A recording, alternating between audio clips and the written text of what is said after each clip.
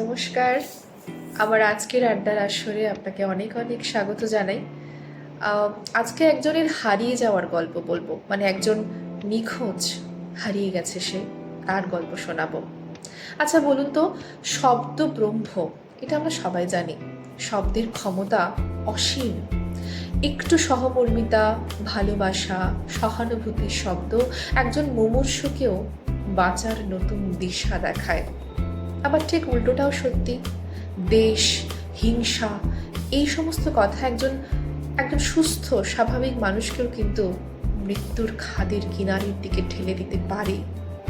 শব্দ কিছুটা ওই ধনুক থেকে বেরিয়ে যাওয়া তীরের মতো, একবার বেরিয়ে গেলে আর ফেরত আসে না। আজকের বর্তমান সময়ে এই ভালো শব্দেরা সত্যিই নিখোঁজ, সত্যিই তারা হারিয়ে যাচ্ছে দিনে দিনে।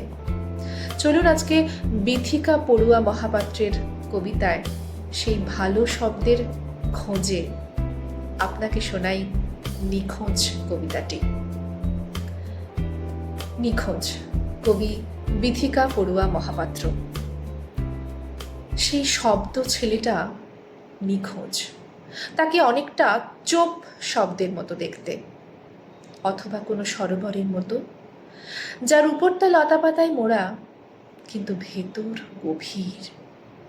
শব্দ সহযোগী অক্ষর সাজাই আর ভাঙি, গোটা শব্দ ব্রহ্ম জুড়ে তার নিখোঁজের সাইরেন।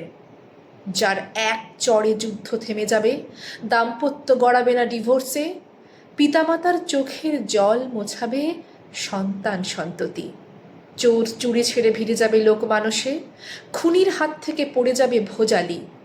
রাজনৈতিক নেতৃবৃন্দ হঠাৎ হবে স্বচ্ছহিত সাধক। সমু ডেকে বলবে, পরাণ লুকিয়ে এনেছি, ঝটপট খেয়ে নে। স্বামীমা সুদেষ্ণার কষ্টের কথা শুনে ঝরঝর কেঁদে বলবে, শক্ত পায়ে দাঁড়া, আমি তোর পাশে আছি।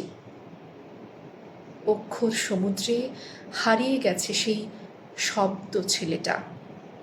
স্তূপ মেঘের মতো জামা, মনটা শ্বেত শুভ্র বলাকা। ক্ষমতা লক্ষণের শক্তিশালের মতোই তীব্র। এই জং ধরা সমাজটাকে উল্টে পাল্টে দিতে চলো হাতে হাত আর পায়ে পা মেলাই। তল্লাশি অভিযান শুরু হোক আজ থেকেই। নমস্কার।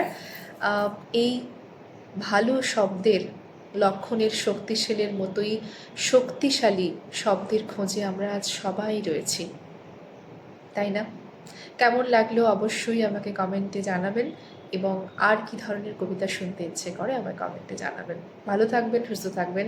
দেখা হবে খুব শিগগিরই পরের কোনো ভিডিওতে।